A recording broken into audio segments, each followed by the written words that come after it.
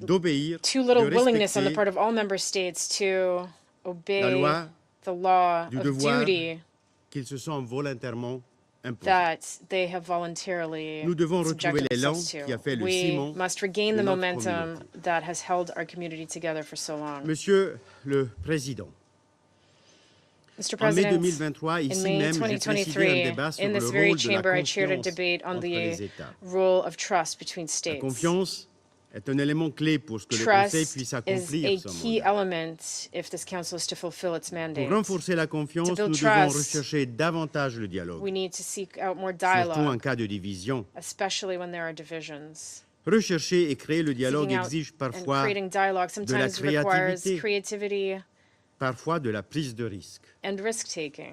En organisant il y a un mois une conférence When we internationale organized sur an la paix en international Ukraine, conference on peace in notre Ukraine a objectif month était ago, our aim précisément was precisely d'établir la to build confiance à trust travers le through dialogue. dialogue. En Suisse, In pendant Switzerland, 2 jours, for 2 une days, centaine de délégations ont around 100 échangé sur les chemins delegations possibles discussed vers la paix. possible paths to peace. Nous n'étions de loin pas tous By d'accord, no means did sur we all ces agree chemins on vers these la paix. paths to peace. mais nous nous sommes efforcés d'établir une base But we de tried confiance to pour progresser. establish a basis of trust on which to move Et nous forward. offrons des lieux de dialogue pour d'autres And we are discussions, providing comme a forum actuellement pour le for Soudan sous l'égide de l'ONU other à discussions, Genève, such as ou the one currently auparavant dans le taking place contexte on du Sudan under Yémen. the auspices of the UN Geneva, or the one that took place La Suisse, earlier in the pays context of dépositaire des Yemen. conventions de As the Genève, depositary of the est prête Geneva à Convention, prendre Switzerland ses is ready to shoulder its pour responsibilities un ordre mondial basé sur le droit humanitaire. to achieve a world order based on humanitarian Alors que law. nous commémorons As le we mois prochain commemorate les 75 ans des conventions The de Genève, 75th anniversary of the et Geneva j'espère Conventions d'ailleurs next month, vous accueillir and I hope toutes et tous en to Suisse pour welcome cette you all to commémoration Switzerland for importante. this important Il est commemoration. grand temps de réaffirmer la It is validité high universelle. time to reaffirm the universal droit validity of international international humanitarian law. Fin octobre, At the la end of Suisse accueillera October, la 34e Switzerland will conférence host the internationale de la 34th International Croix-Rouge Conference of the et du Red Croissant Cross Rouge à and Red Genève, Crescent in Geneva, avec comme devise under the motto, gérer l'incertitude, managing renforcer uncertainty, l'humanité. strengthening humanity. L'objectif de cette conférence est d'améliorer la réponse The aim of this humanitaire conference à is travers to un dialogue improve efficace. humanitarian response through effective dialogue. Mesdames et messieurs, chers Ladies collègues, and gentlemen, dear face colleagues, à l'augmentation des guerres, faced with an increase in face wars à l'usage and systématique de la systematic violence, use of violence, nous avons besoin de croire we au need respect to du droit believe international in respect for humanitaire. international humanitarian law. Si la confiance peut être créée While par le trust can be dialogue, created through dialogue, elle peut l'être également par un it can changement de also be perspective. created through a change of perspective. Comme médecin de formation, As a doctor by je crois training, en la science et en la diplomatie scientifique. I believe in science and Je suis scientific persuadé que la diplomacy. science peut I'm convinced contribuer that science à renforcer can help l'efficacité de notre travail. strengthen the Une efficiency of our approche work. fondée sur An les faits approach scientifiquement based on établis renforce scientifically aussi established la facts confiance mutuelle. also strengthens mutual trust. Elle offre la It possibilité makes it d'anticiper possible les risques et to les opportunités pour la paix. anticipate risks and opportunities for peace. Lors de notre présidence au Conseil During our en presidency octobre of the de cette council année, in October of nous allons this proposer year, une réunion we sur will le be potentiel de la proposing a diplomatie meeting on scientifique. the potential of science diplomacy. Chers et chers collègues, Dear colleagues, à nous, it is up membres to de ce us, Conseil, the members of this d'être council, à la hauteur de la to live up responsabilité qui to nous the a été donnée, responsibility that we have que been ce soit entrusted, par l'Assemblée whether by générale the General ou Assembly par l'histoire or by the de notre history humanité commune. of our common Je humanity. vous remercie. I thank you. Я благодарю превосходительство I thank His господина Excellency, Кассиса и предоставляю слово Master директору Cassis, and I give the floor to the Департамента по Director of the многосторонним и Department of глобальным вопросам Multilateral and Global Министерства Affairs, иностранных Ministry дел и of Foreign Affairs международного and International сотрудничества и Cooperation, послу Гаяны при and Карибском Ambassador сообществе его to the Caribbean превосходительству Community of господину Guyana, Джорджу His Толботу. Excellency Mr. George Talbot. Mr. President, Excellencies, I thank the Russian Federation for convening today's open debate and welcome the opportunity for collective introspection and frank assessment of multilateral cooperation in the interest of a more just, democratic, and sustainable world order. In Guyana's view, such an order is exactly what was envisaged when the United Nations Charter was crafted. The critical ingredients can be found in the preamble to the Charter. A world free from the scourge of war, one where there is respect for fundamental human rights and the dignity and worth of the human person, where men and women and nations large and small enjoy equal rights, where there is justice and respect for international law and the obligations flowing therefrom, and a world that fosters for all peoples better standards of life in larger freedom. The United Nations Charter, embodying as it does the fundamental principles of the multilateral ethos, has served as a framework and guide for the achievement of these objectives. It enjoins a sense of common purpose, a spirit of solidarity, and of inclusion. No country or people is to be left behind. As sovereign equals, every state deserves a seat at the table of global discourse. Each voice needs to be heard and respected, and each contribution valued. In the words of Guyana's most celebrated poet, Martin Carter, I quote, "All are involved, all are consumed," unquote. Small developing countries such as my own attach the highest value to an effective, democratic, responsive, and inclusive multilateral system, and to the primacy of the rule of international law. Our security, our very survival depends on this. In working to adapt the global architecture to the demands of the 21st century, the enduring relevance and validity of the purposes and principles of the UN Charter cannot be overstated. However, too often are they honored in the breach. It is incumbent on the Security Council, charged with the primary responsibility for maintaining international peace and security, and by extension its member states, to be exemplary in their adherence to the Charter and to eschew any conduct that is inimical to the Council's mandate. But no state is exempt in this regard.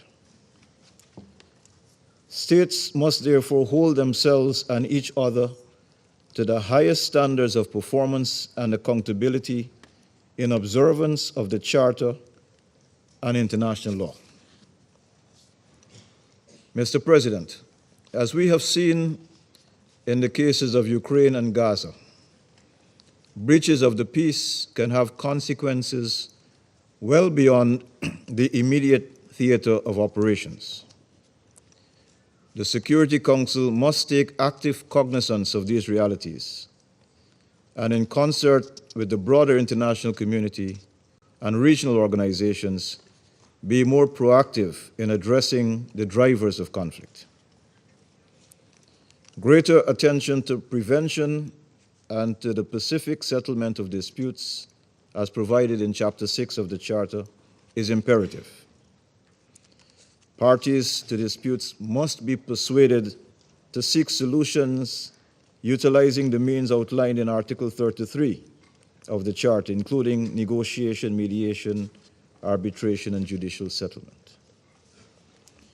Too often is there recourse to the threat or use of force. The result is an increasing number of armed conflicts in our world today that continue to destroy lives and threaten the future of states. This is compounded by a lack of respect for international humanitarian law. In reaffirming the principle of non-interference in internal affairs, we cannot turn a blind eye to egregious violations. Members of the Security Council should not be among those undermining the judicial institutions of the United Nations, so crucial to ensuring respect for the rule of law and promoting accountability. Mr. President, the thrust towards a more just, democratic, and sustainable world order will of necessity entail institutional reform, not least of the Security Council, arguably the least representative of global institutions. The Council must be made more representative, democratic, and accountable. For Guyana, no reform would be complete without enhanced participation of small states, who, for the most part, are a force for peace and principle.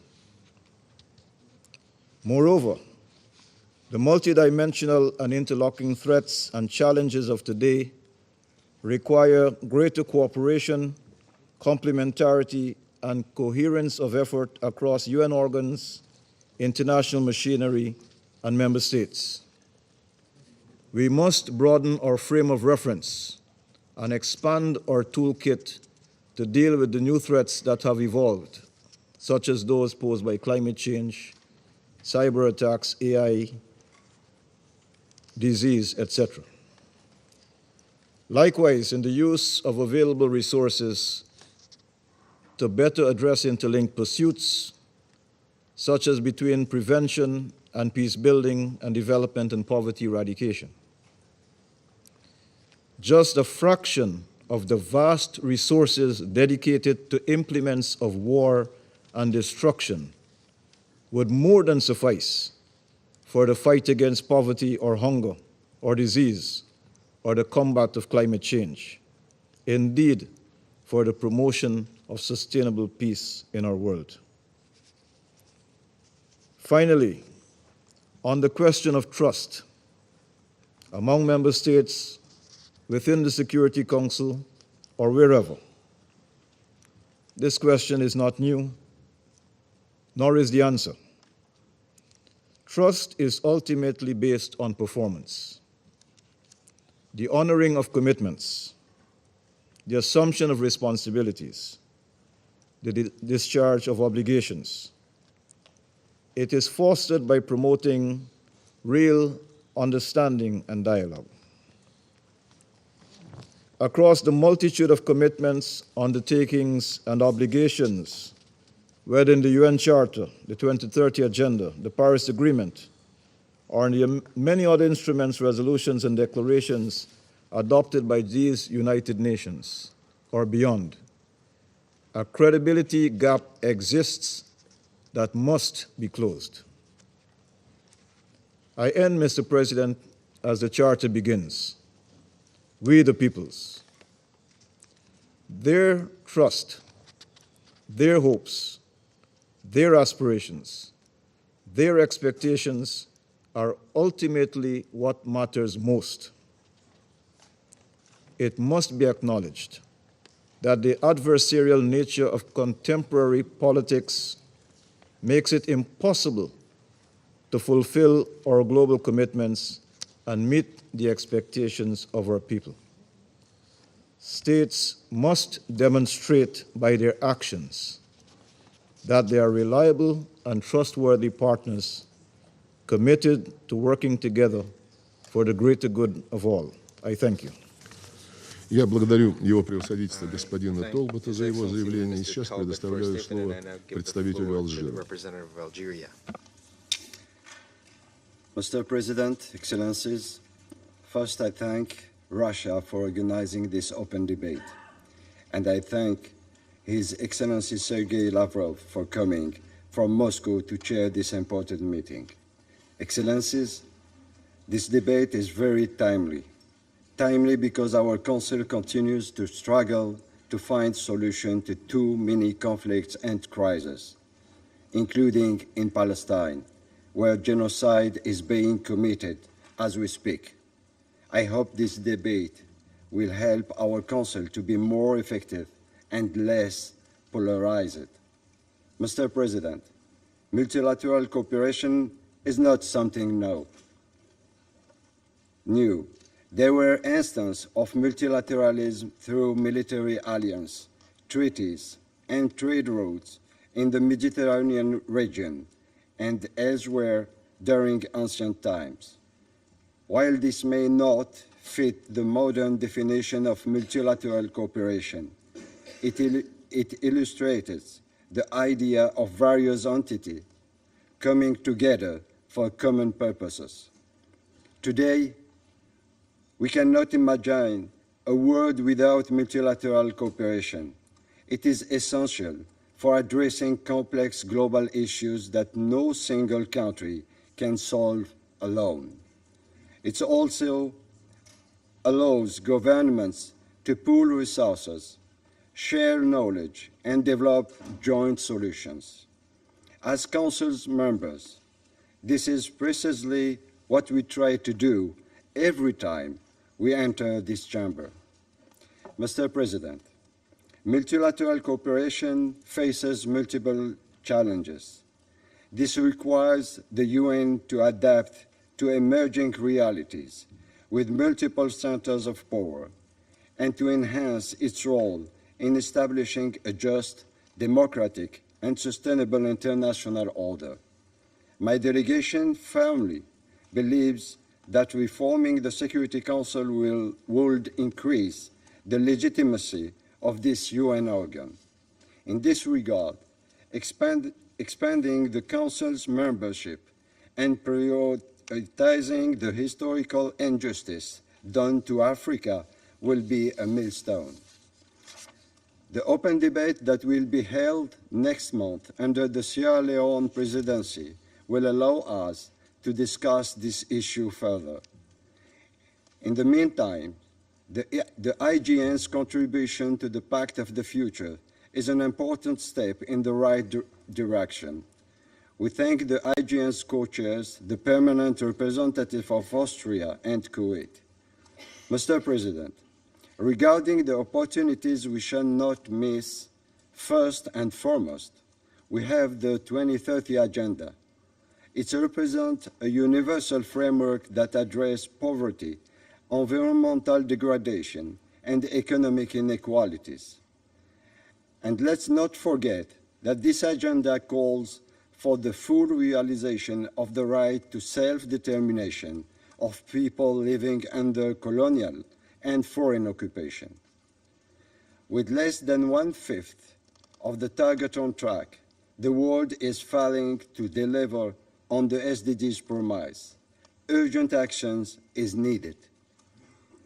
Excellencies, Algeria believes that to reestablish an atmosphere of trust in the UN, and in particular with this Council, we require more efforts to foster mutual respect, transparency, inclusivity, and openness. To that end, we must abide by and prioritize diplomacy and dialogue, transparency, mutual understanding, peaceful settlement of disputes.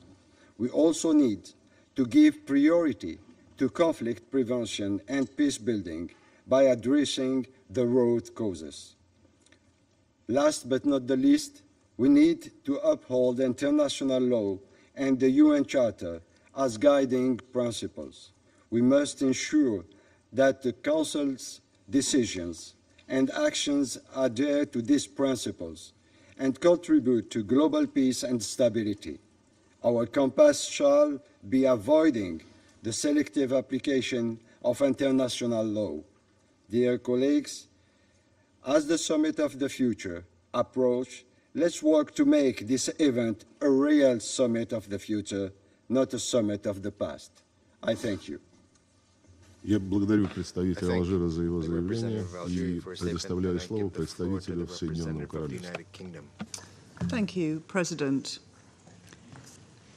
The world of 2024 looks very different to the world of 1945, but the challenges we face are no less stark. More countries globally are engaged in conflicts than at any time since the Second World War.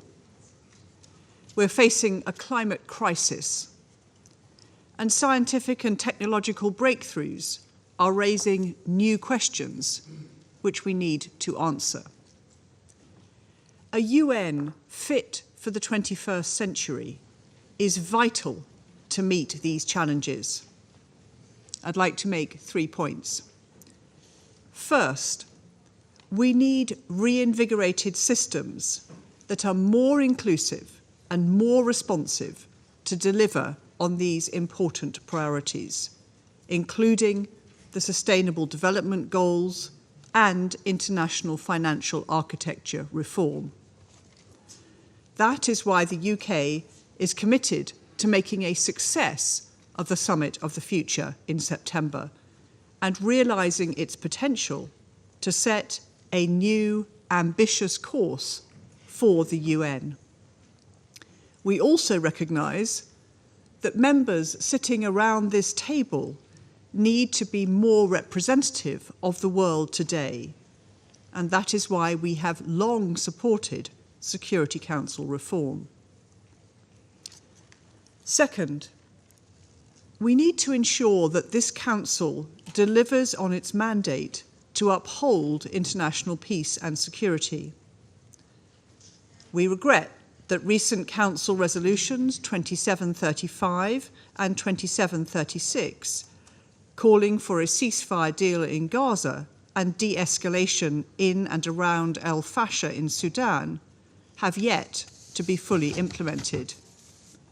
We call on all parties to do their utmost to see these resolutions implemented to prevent further human suffering. We as Council members also have a responsibility to uphold our own commitments.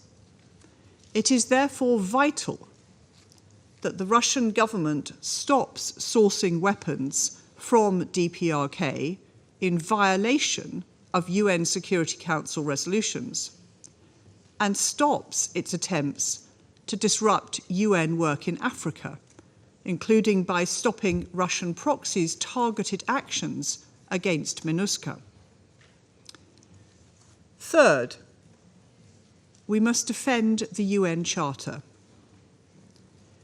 President, while you tell us how you believe the world order can become more just, democratic, and sustainable, your military is systematically bombing civilians in Ukraine in an unprovoked war of aggression and in flagrant violation of the UN Charter.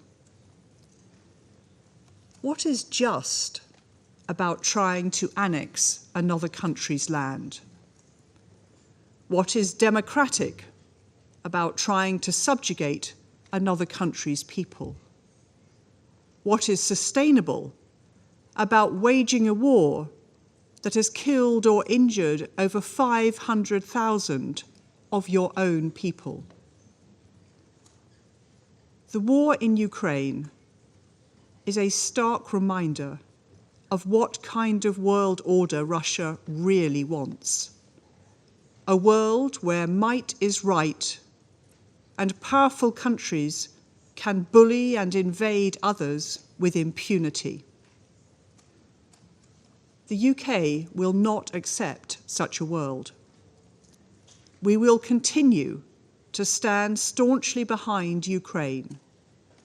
We will support its aspiration for a just and lasting peace in line with the UN Charter and international law, and its demand for accountability. We will continue to be a tireless advocate for effective multilateralism and for the principles at the heart of the UN Charter. I thank you. Благодарю представителя Соединенного Королевства и предоставляю слово представителю Сьерра-Леоне. Thank you, Mr. President. I thank you for convening this timely debate on multilateral cooperation in the interest of a more just, democratic, and sustainable world order. Sierra Leone welcomes the debate not only in view of the forthcoming 80th anniversary of the United Nations, the most essential multilateral institution of our time, but also because it offers the opportunity to rethink and reshape our cooperation framework on the basis of equity, democracy, and sustainability. Today, more than ever, our collective efforts are essential in navigating the complexities of our interconnected world. The challenges we face, ranging from climate change to global health crisis, from conflict to economic inequalities, are beyond the capacity of any single nation to resolve. They demand a robust, coordinated, and inclusive multilateral approach. Currently, the 193 member states of the United Nations, from diverse regions and cultures, evoke a strong statement of recognition by member states of the importance of the multilateral system founded on international law to safeguard the sovereignty and independence of state and to advance and defend common and critical interests. We should therefore resolve to use this unity in diversity to achieve the purposes of the organization, to maintain international peace and security, promote and protect fundamental human rights, and cooperate to achieve sustainable development. Presently, we are, however, challenged to generate innovative ideas and credible mechanisms that will bring all conflict to a peaceful end, maintain peace and security, promote social progress, human rights and fundamental freedoms, and secure better standards of life for humanity. We have limited options or any other alternative other than to strengthen multilateralism based on the UN Charter and international law to address these challenges. This Council should, in this regard, reflect on reform measures that will reinforce our collective obligation to uphold the purposes and principles upon which our organization was founded as enshrined in the UN Charter. We cannot champion a just, democratic, and sustainable world when Africa, a continent on which more than half of the discussions of the Security Council are based, remains excluded in the permanent category and underrepresented in the non-permanent category in the organ with primary responsibility and binding decision powers on matters of international peace and security. The historical injustice against Africa must be redressed, and we look forward to the debate on this important issue during Sierra Leone's presidency of the Security Council in August. There is a binding commitment to build a global society that is more just, inclusive, and equal than the one we live in today. Accordingly, we must be committed to supporting and facilitating multilateral cooperation in the interests of a just, democratic, and sustainable world, with the United Nations at the center. Therefore, respecting the prohibition on the use of force, preserving and strengthening the values of peaceful settlement of dispute, upholding the dignity of humanity and meaningful sustainable economic development through international cooperation as enshrined in the UN Charter, the Universal Declaration of Human Rights, and reaffirmed in the 2030 Agenda for Sustainable Development, are essential to promote and support the three pillars of the United Nations. Mr. President, on the basis of the foregoing, let me highlight 4 key points. First and importantly, a just world requires an unwavering commitment to the rule of law. Respect for and upholding international law and the rule of law at the international level is a sine qua non, as it is self-evident that for multilateralism to be sustained and strengthened, it is imperative that states abide by their obligations under the UN Charter and international law, eschewing selective application of the law. To strengthen multilateralism through international law and the rule of law, states are also urged to use or continue to use international courts, in particular the International Court of Justice, as a potential tool to address shared interests of international concern. This could be seen as the application of international law to multilateralism, thereby ensuring justice and accountability in solving legal disputes. The judicial settlement of dispute, in a way, giving expression to Article 2, Paragraph 3, and Article 33 of the UN Charter, and reinforcing the rule of international law. Secondly, a democratic world order should be centered around the principles of transparency, accountability, and inclusive participation. Democracy is not merely a system of governance, but a foundation upon which the principle of sovereign equality of states rests. support for democratic practices and transparent processes at the international level allows for inclusive participation and ownership, and thereby putting an end to the paradigm of inequality, inequities, as well as safeguarding against the erosion of democratic tenet of sovereign equality. It is imperative for pluralism to be reinforced, allowing for the voices of all actors in international relations to be heard. Thirdly, we acknowledge that sustainability is the bedrock of a world order that promises longevity and prosperity for future generations. The 2030 Agenda for Sustainable Development and the Paris Agreement on Climate Change provide us the blueprint. Additionally, the Summit of the Future affords us the opportunity at the highest level to outline an ambitious agenda, not only to forge a new international consensus, but also to establish a new global agreement on multilateral solutions with a commitment to deliver a better present and safeguard the future. We must thus accelerate our efforts to combat climate change, promote sustainable development, and protect our planet's biodiversity. This includes fostering innovation in green technologies, enhancing global cooperation on environmental issues, meaningful capacity development and transfer of technology, and ensuring that economic growth does not come at the expense of our planet's health. Fourthly, it is imperative to highlight the role of the Bretton Woods institutions, the International Monetary Fund and the World Bank, in creating a just, fair, and sustainable world. These institutions were established to promote international economic cooperation and stability. However, as the global economic landscape has evolved, so too must these institutions. We must ensure that their policies and practices are aligned with the principles of equity, sustainability, and democratic governance. They must assist states and government to deliver on their social contracts. Their programs must not drive a wedge between citizens and their government, exacerbating tensions that may exist. A pressing issue that requires our immediate attention is the burden of debt on developing nations. Many countries are trapped in a cycle of debt that stifle their development prospects and exacerbate poverty and inequality. Debt cancellation and comprehensive debt treatment are not just economic necessities, but means to address some of the root causes of conflicts. By providing debt relief, we enable these nations to invest in health, education, infrastructure, and sustainable development, thereby fostering global stability and prosperity.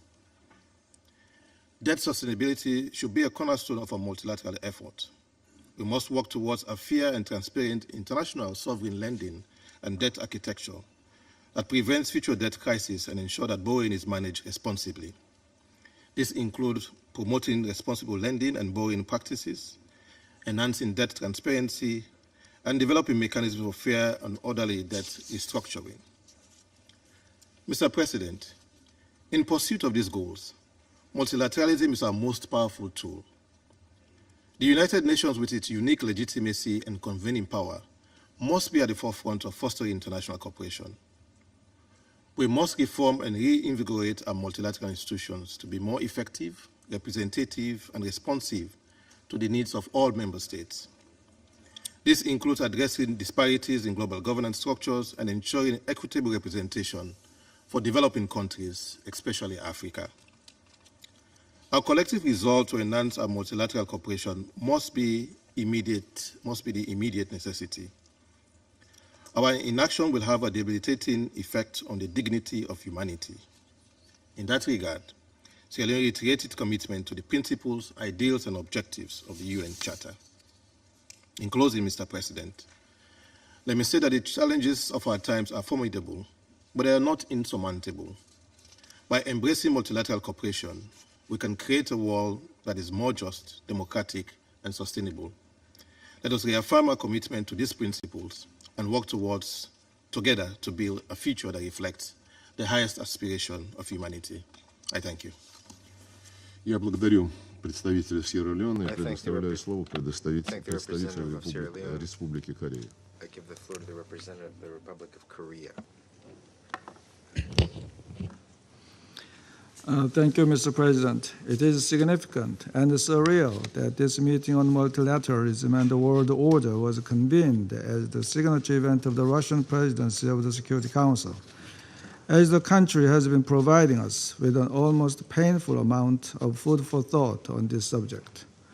With frustration from the intractable conflicts, violence, and threats to international peace and security persisting around the world, such as the war in Ukraine, the Gaza crisis, and DPRK's repeated violations of Security Council resolutions, it is often argued that the UN and multilateralism have become futile. It is truly frustrating that in practice, the UN indeed was designed to be powerless in case a permanent member of the Security Council uses force in violation of the UN Charter and is determined to get away with it. However, this does not mean that we should give up on the UN or multilateralism. Dear colleagues, even without binding decisions, the United Nations, in particular the Security Council, still provides a valuable platform to exchange views among member states and construct the right narrative for the international community. The United Nations can serve as a megaphone that sends out clear messages toward the global audience that the violation of the UN Charter by any member states is unacceptable, thereby ultimately thwarting the ambitions of violators and guiding us in the right direction. In our view, this enduring multilateral diplomatic space is even more relevant in the deepening skepticism and chaos we face today. Against this backdrop, I'd like to highlight the following points.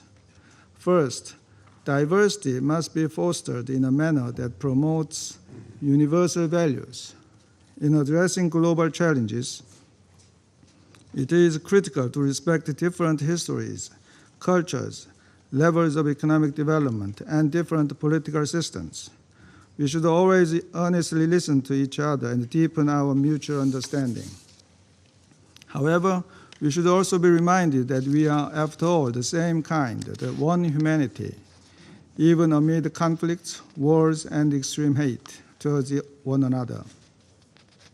The essence of the humanity we share transcends all other differences in culture, politics, and history. Likewise, fundamental and universal values are non-negotiable and must be upheld under any circumstances. For instance, the reported public execution of dozens of teenage students in North Korea last week for watching South Korean dramas, and the sentencing of hard labor to North Koreans for preparing their meal with bottled rice that South Korean NGOs sent over for humanitarian purposes, are simply intolerable. Such brutal acts by the regime cannot and must not be explained or understood in terms of any diversity or differences in governance. It makes no sense to preach diversity while undermining our shared universal values. Second, we should preserve and effectively utilize the multilateral tools that the UN has developed for decades and are now at our disposal.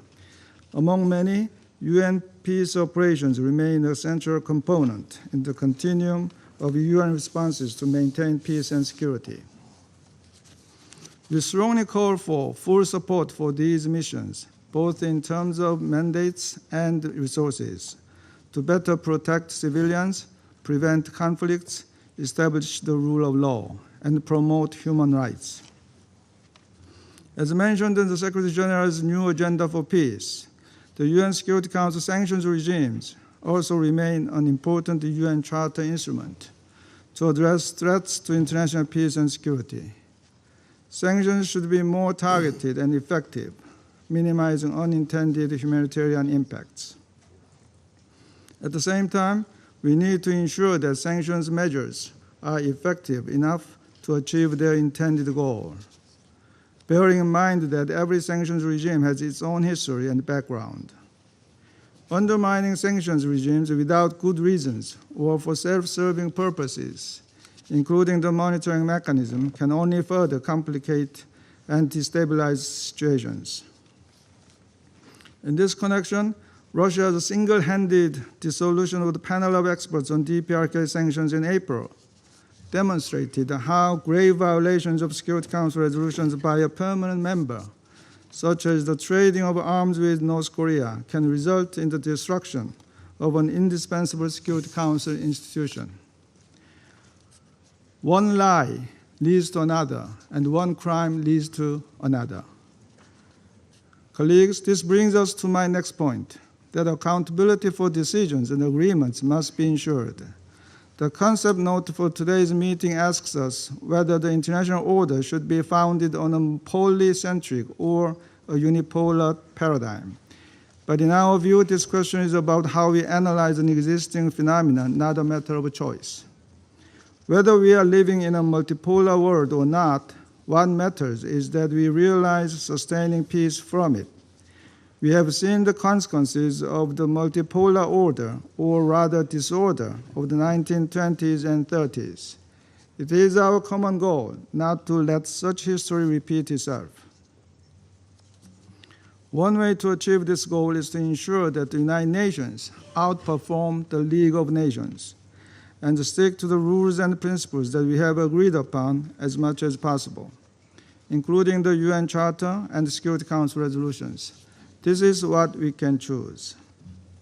These rules should be applied to everyone in a fair and consistent manner.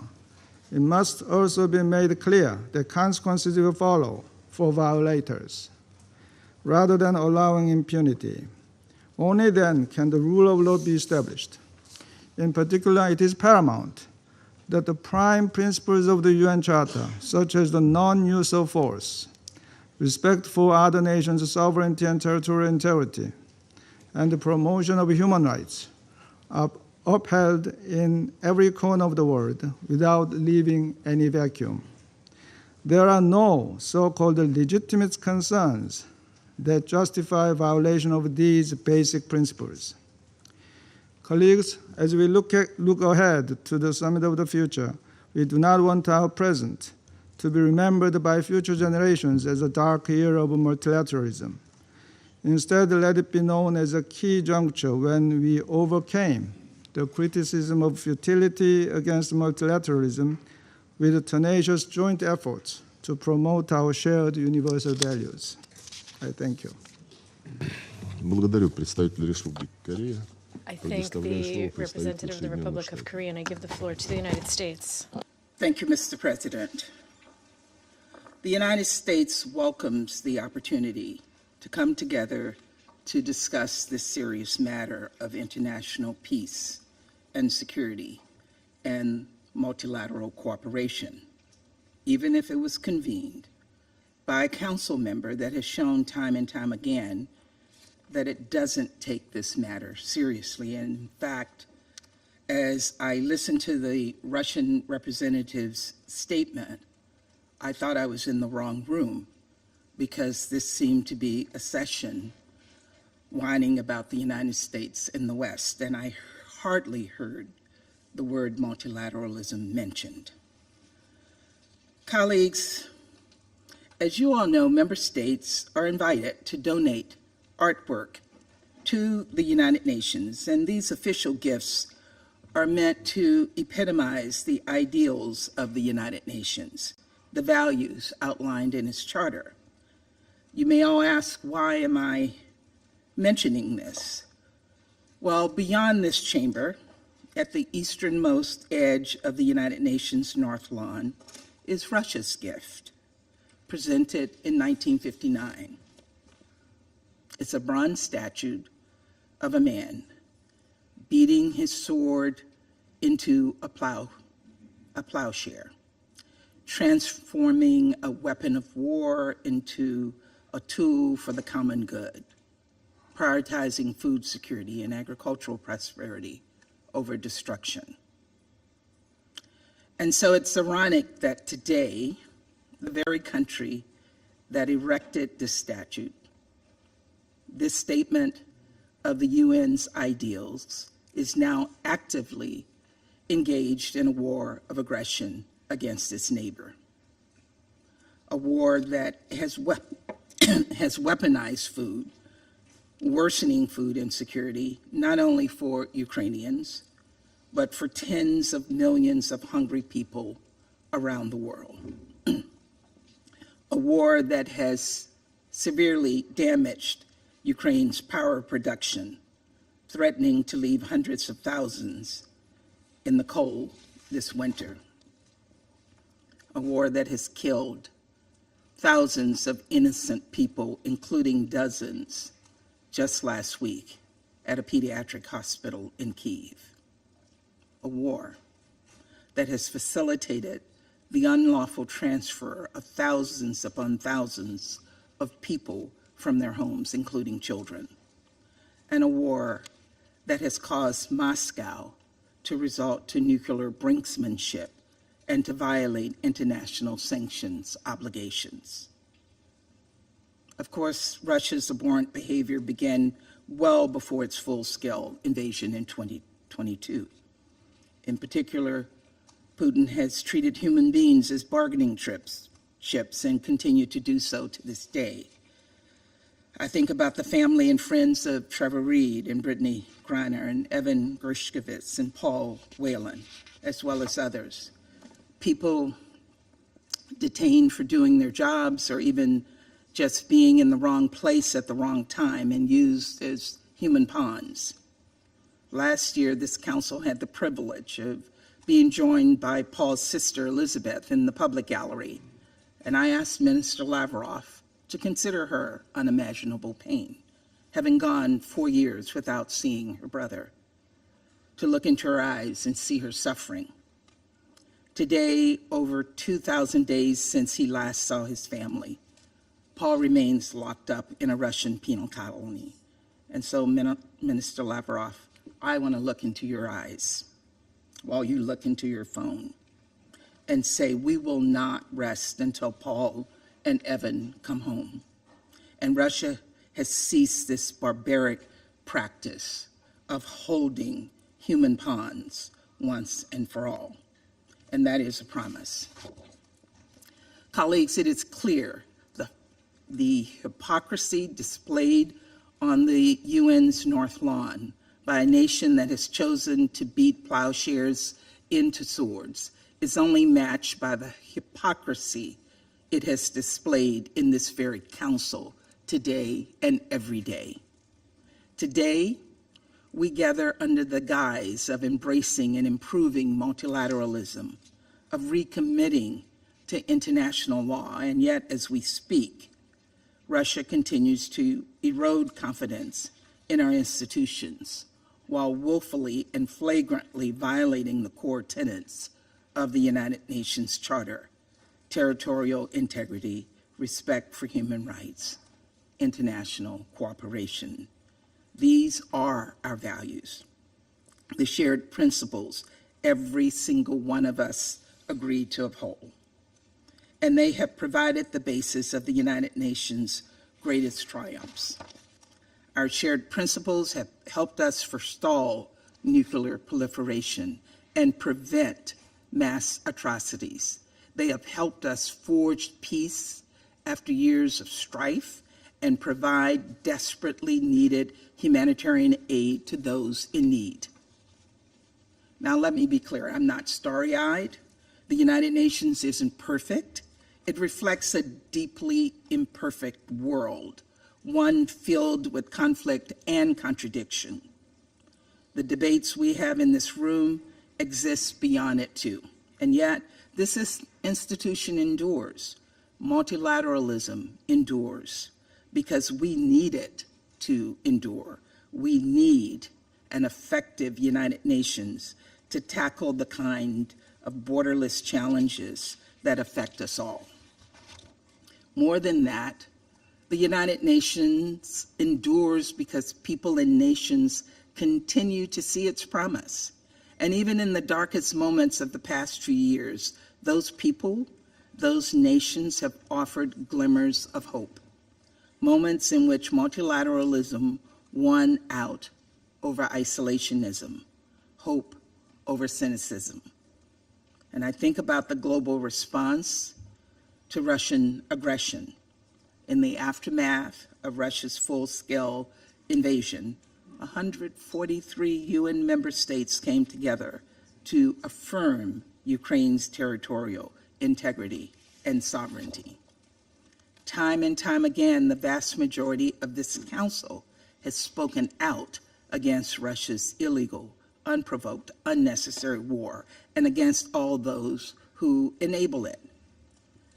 And in multilateral fora across the globe, including at last month's Ukraine Peace Summit in Switzerland, leaders have committed to Ukraine's recovery, reconstruction, reform, and modernization, to good faith negotiations toward a just and lasting peace, consistent with the principles of the UN Charter.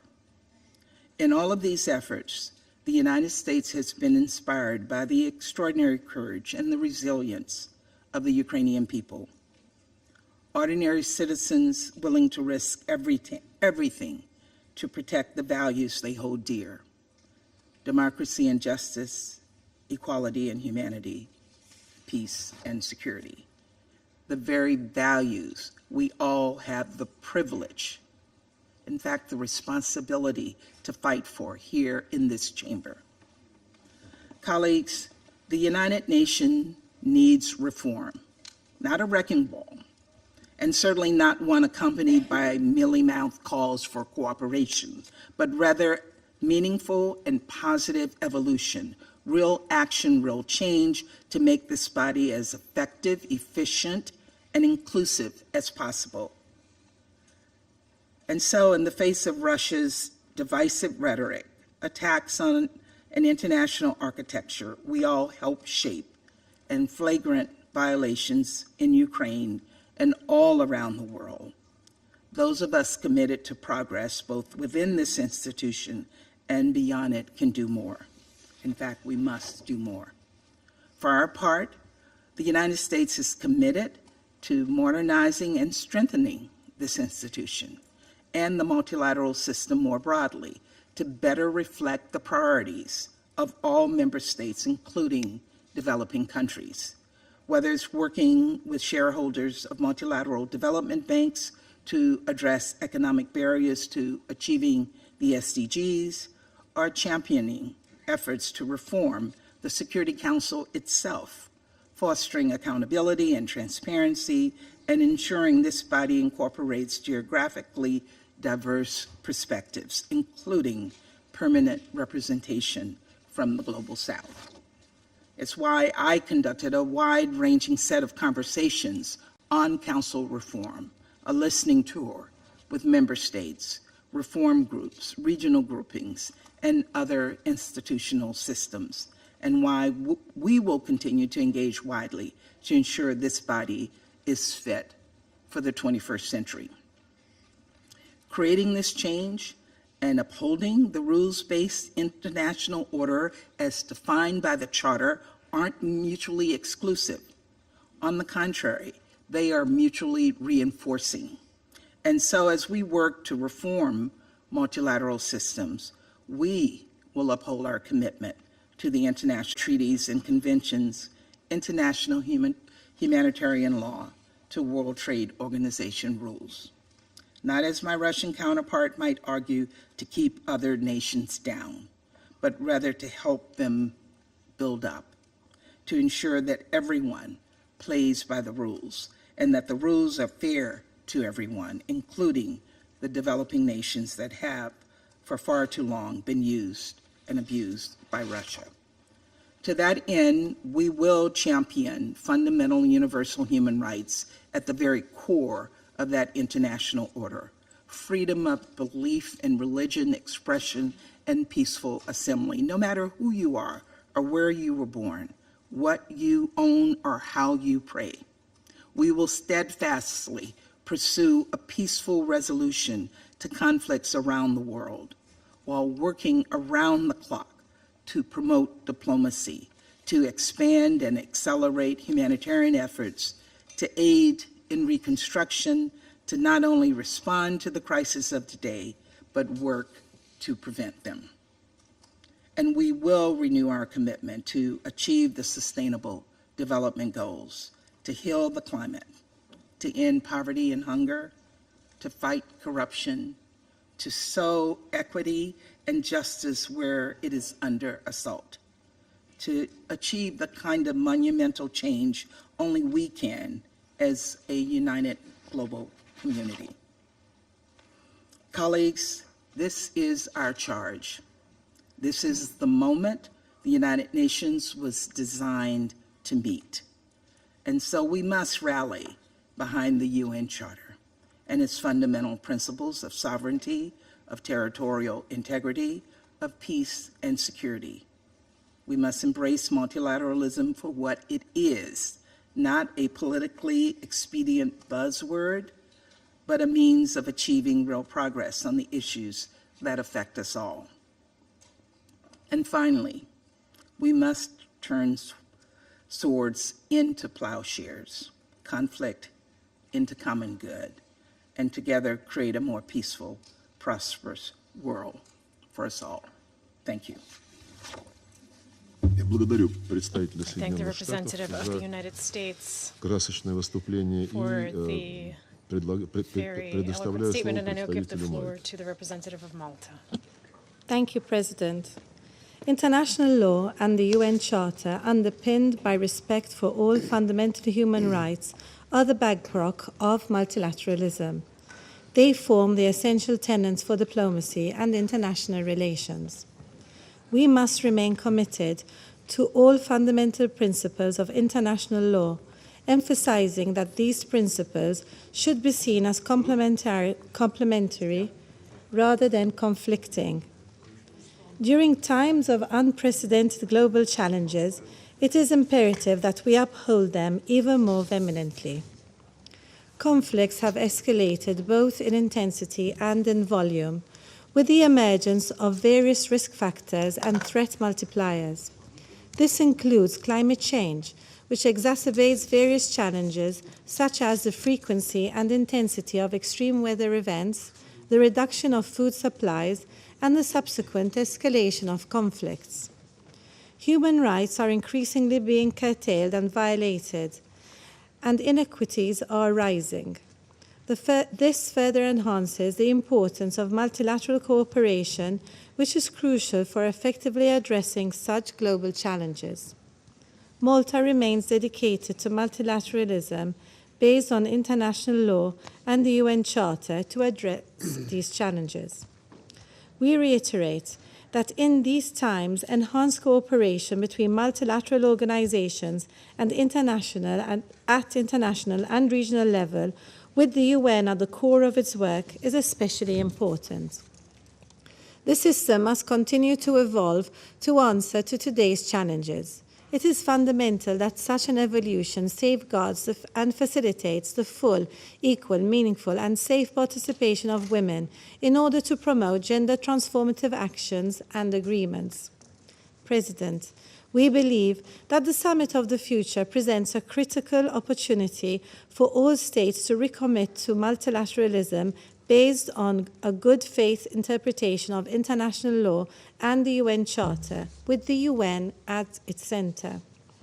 Peace and security, sustainable development, and adherence to human rights are intrinsically linked.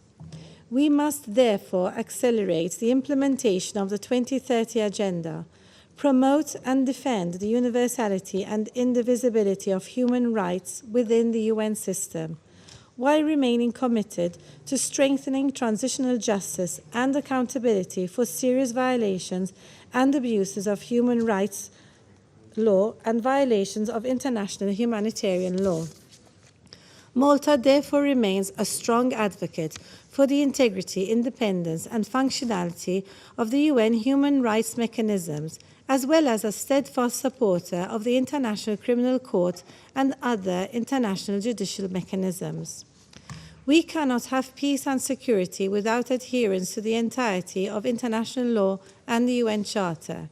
In this regard, we must point out the continued blatant disregard shown by the Russian Federation for international law and the UN Charter in their unprovoked and unjustified aggression against Ukraine.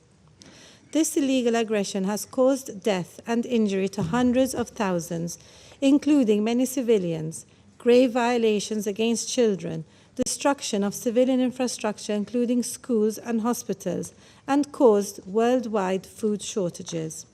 On this occasion, we again urge the Russian Federation to immediately and unconditionally withdraw its military forces from the entire territory of Ukraine within its internationally recognized borders, and to turn to dialogue and diplomacy as the tools which can bring stability to the region.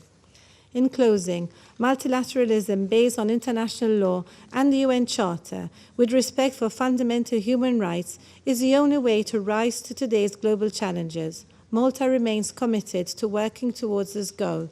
Thank you. I thank the representative of Malta for her statement, and I now give the floor to the representative of Japan.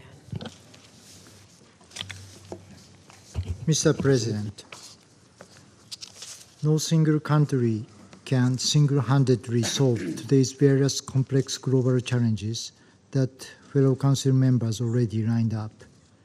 We need a collective multilateral response, and the UN must be at the heart of it. Multilateralism functions only when member states work together based on mutual trust and cooperation. Given the diverse views and positions of each country on various issues, what unites us is our shared collective commitment to the fundamental principles of international law, including the UN Charter. It is tragic irony and blatant hypocrisy that this debate is being organized under the presidency of Russia, focusing on how multilateralism should work better. On one hand, in the concept note of this open debate, Russia emphasizes, for example, the importance of ensuring commitment to the purposes of principles of the UN Charter, the need to re-establish the atmosphere of trust and dialogue, concern about the increase and the escalation of the use of force and areas of conflict, and need to ensure equal and indivisible security for all. On the other hand, its aggression against Ukraine goes against all of the above, clearly breaching Ukraine's sovereignty and territorial integrity, which are core values of international law. The unprovoked war of aggression against a sovereign state by a permanent member of the Security Council is outright defiance of the UN Charter and Security Council resolutions, including those on North Korea, and constitutes a threat to global peace and security.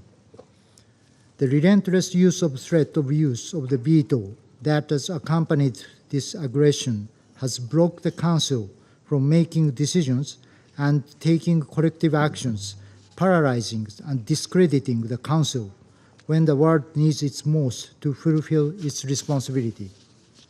How can Russia criticize others' selective approach on applying international law and imposing arbitrary measures, while at the same time violating the very international law it says it is committed to whenever it wants? Indeed, there is no country with a flawless historical record in its foreign policy. All of us should squarely face this reality and be humble about it. However, whatever blame Russia tries to put on others, it will never legitimize or distract the world's attention from Russia's unlawful conduct on the Ukraine situation. As shown by the General Assembly resolutions related to Ukraine, the overwhelming majority of the membership understands who is to blame. Russia must first and foremost withdraw all its troops and equipment from the territory of Ukraine within its internationally recognized borders immediately and unconditionally. We strongly oppose any unilateral attempts to change the peacefully established status of territories by force or coercion anywhere in the world, and reaffirm the acquisition of territory by force is prohibited by international law. We need to strengthen the UN, which is the center of multilateral cooperation.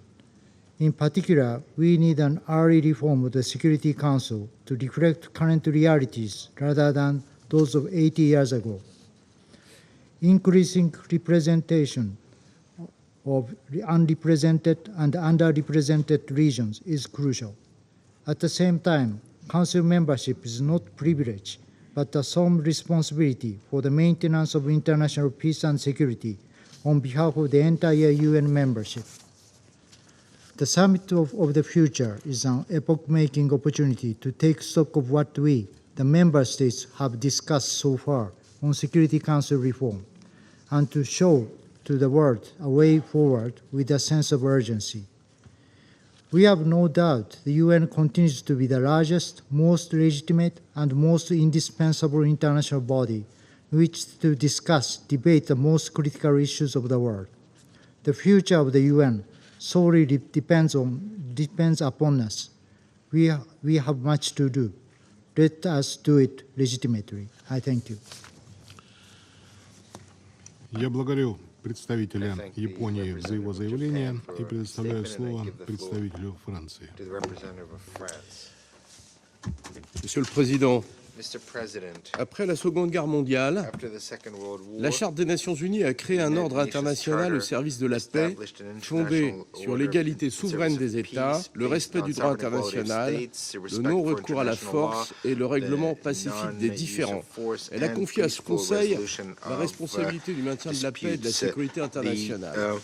Au service de cette ambition, nous ne connaissons qu'une méthode, le multilatéralisme, c'est-à-dire l'élaboration de règles universelles auxquelles nous choisissons tous d'adhérer afin de permettre ne peut appeler de ses voeux un tel ordre mondial tout en bafouant les principes fondamentaux du multilatéralisme. Pareil à un pompier pyromane, elle appelle un ordre mondial plus juste, mais elle multiplie les violations de la charte et elle met en péril notre système de sécurité collective.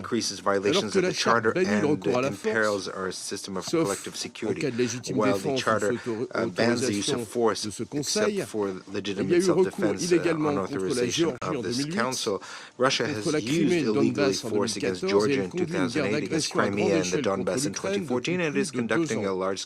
Elle continue ainsi de violer la souveraineté et l'intégrité territoriale de l'Ukraine, des règles fixées par la Charte et auxquelles, je crois, nous sommes tous attachés, y compris au-delà de ce Conseil.